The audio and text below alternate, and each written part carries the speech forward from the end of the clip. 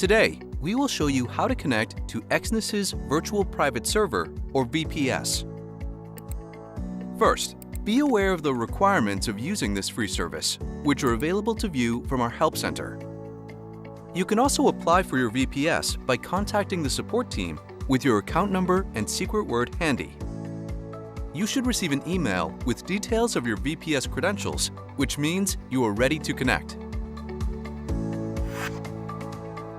Please type Remote Desktop Connection in full from the Start menu, then open this program. Enter the IP that was sent in the email into the computer input.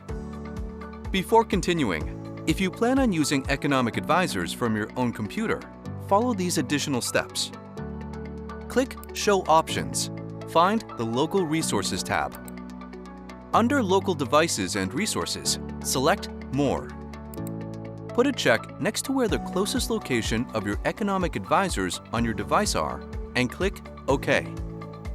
You and only you will be able to access your files on the VPS now, as Exness never has access to your local storage device through the VPS.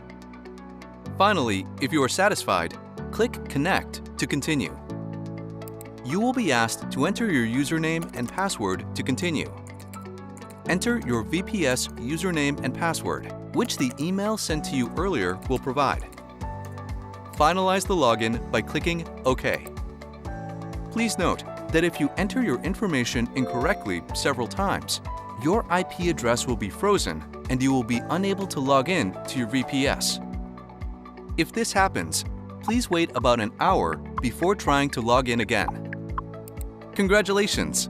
Now you are ready to use Exness's free virtual private server. Thank you for choosing Exness.